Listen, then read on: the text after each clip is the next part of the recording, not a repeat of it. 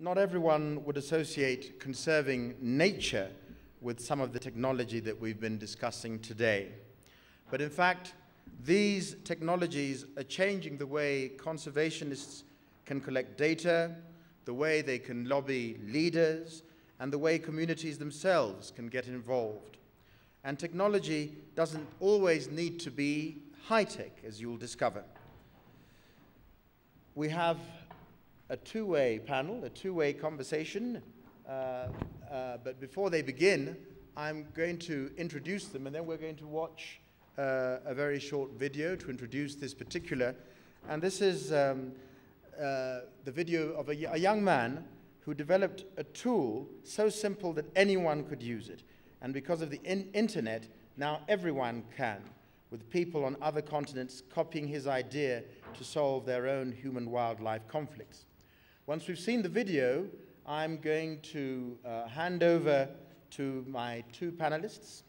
One is Dr. Dino Martins, chairman of the Kenya Nature Insects Committee, which is involving farmers and communities in rural areas in his research into bees and pesticides, improving awareness about bees and enabling him to increase his access to data from the field.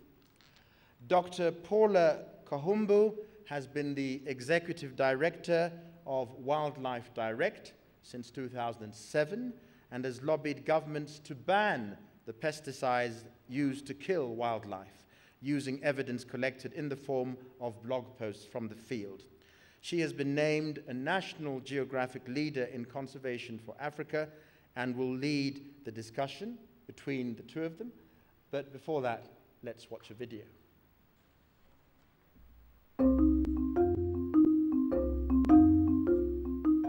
In the 1940s, nearly 500,000 lions roamed Africa and Asia. Today, fewer than 20,000 remain, squeezed in on all sides by growing human populations. Despite millions of dollars spent on lion conservation in recent decades, their numbers are still declining. There must be a bright idea out there somewhere. Kenya's capital is one of Africa's fastest growing cities. 4 million residents and growing at 7% per year. It's the fastest growing city in the world. Nairobi National Park occupies 16% of the city.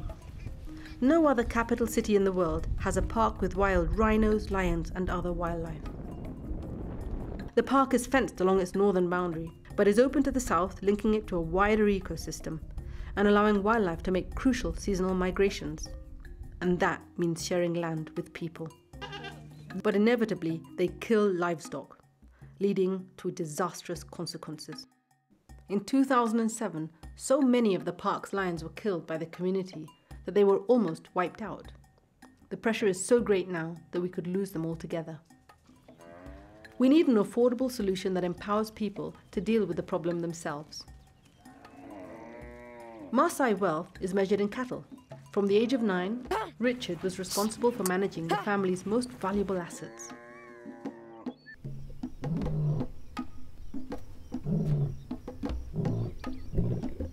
By age 11, he'd had enough of lion attacks.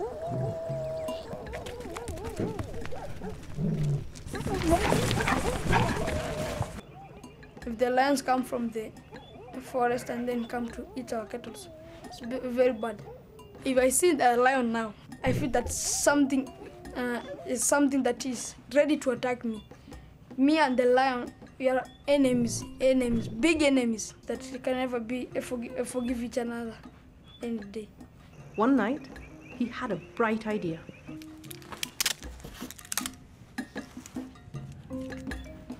This is the battery. It's being charged by the solar panel. It's there in the roof, and this is the wires that carry the power to the bulbs. And this is the switch where you can switch the lights on and off. Richard's brainchild is one of the first practical solutions to the lion-human conflict problem. It's saving cattle, lions, and money. I knew the lions were afraid of something which is moving, because when someone wakes up at night and moves with a torch, the lions are afraid of the lights because they think this is a person which is coming. Since 2009, I started putting at home the bulbs So we didn't ever experience any problem of the lions coming at home until now. So the neighboring homes, I've even borrowed my deer. Since now I've put it 6 homes, the bulbs. As conservationists in Africa, we really need to recognize and support local practical ideas that emerge from young people like Richard. We're proud. Richard never dreamed that he could be someone that saved lions.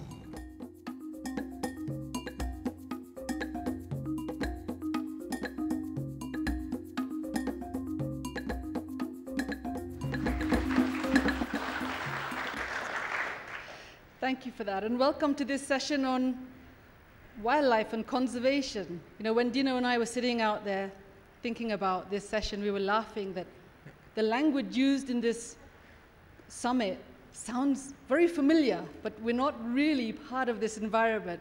Bugs, viruses, ecosystems, species.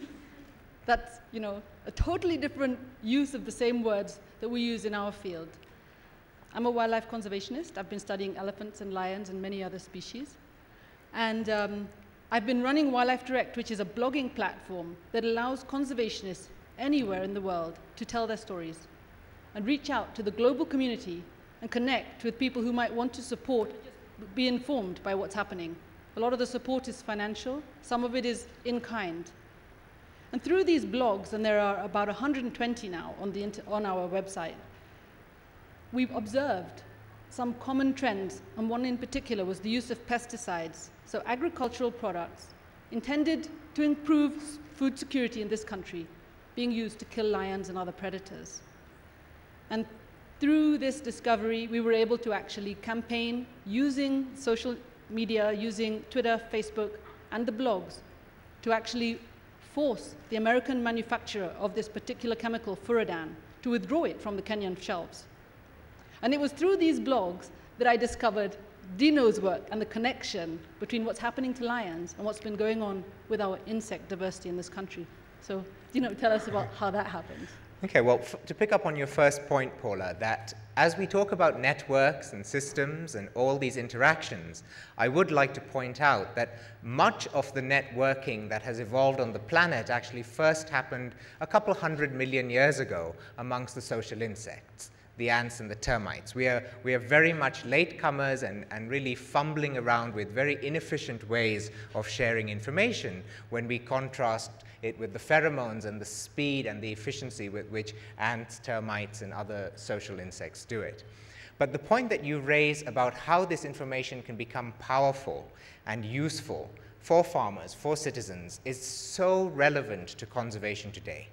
As a scientist, I have access to huge amounts of data, huge amounts of information through scientific databases and journals, but a lot of this data is behind all sorts of walls where either your university has to subscribe or somebody else has to pay for this. But with the internet, you now have the power to access and share this data, because the biggest challenge that people face, that farmers face or communities face, is lack of information. And so you can imagine, if it's just me watching bees die because of a pesticide in one site, that isn't strong enough. But if 1,000 different people in Kenya say bees are dying on my farm, the government will wake up, and we will all wake up and do something about it. So we were able to take Richard's invention, share it on the internet, especially on WildlifeDirect website, the Friends of Nairobi National Park website, and AfriGadget, and that story went viral. And people in India picked up on it. They're now using the same lion lights to stop tigers from attacking homesteads.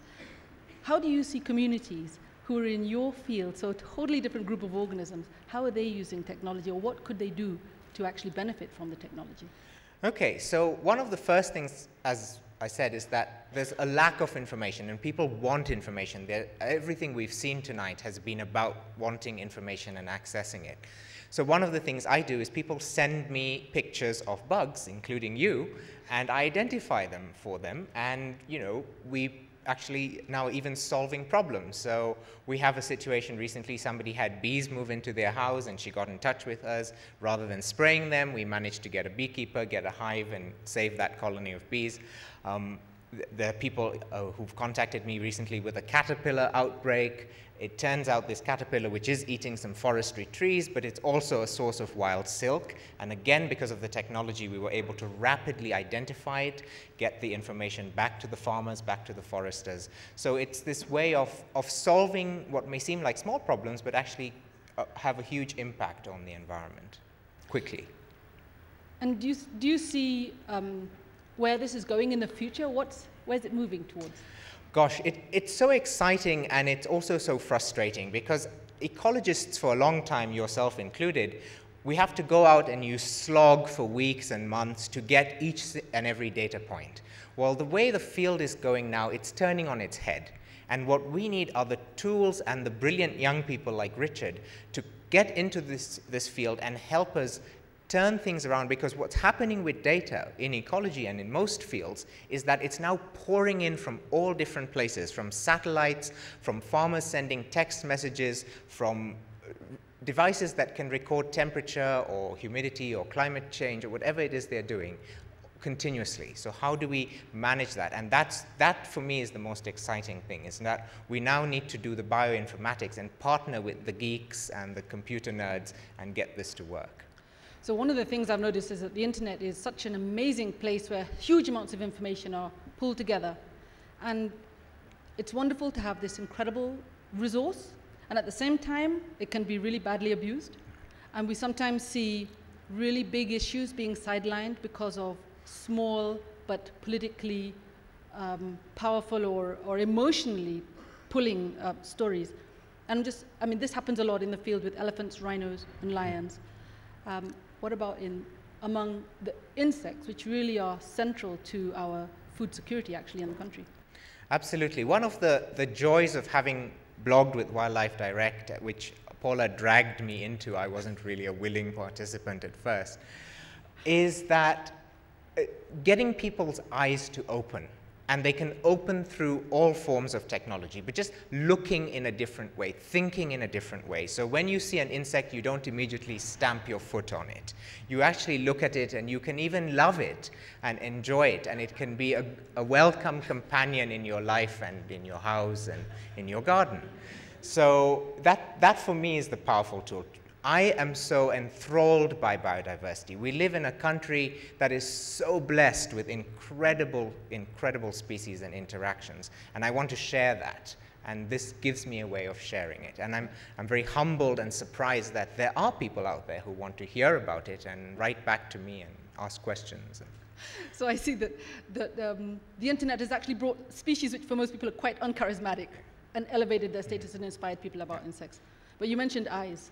There's something else about eyes, isn't there? For example, this year we've already done a couple hundred identifications for people, and everything from the caterpillars and the butterflies that were migrating through Nairobi a few months ago, to a doctor that sent me something they'd pulled out of somebody's eye, and it turned out it was the maggot of a botfly, which it doesn't usually deposit in the eye. I don't know how it got there, but we did identify it and solve that case. But it does have its downside. There's a woman in Westlands who keeps writing me about her rats, and I actually am not a pest control expert, so yes, so we have to deal with both sides of it. So one of the great things about using the blogs and using this technology is we can use traditional forms of media, like video, audio, and written and photographs. And we can play around with these things in really interesting and exciting ways. And one of the things Dino and I have been working on are podcasts, where we go into the field together, and he tells stories about bugs, which, I mean, you have to listen to it. There's one bug called maggots, and you'll actually enjoy listening to it and learning about these extraordinary animals that most of us detest. But when you discover just how important they are, you actually can't help but be awed by the role that they play in our natural environment. Absolutely. And another point that I think we really need to make about this is that one of the principles of science is reviewing and verifying and challenging and thinking. And it's so important that that gets translated into this media system, because there's so much information out there, and we need to make sure we get the right information to the right people. Thank you very much. My love of insects has grown just listening to you. I'm going to invite them into my home when I get back. Thank you for that. Thank you.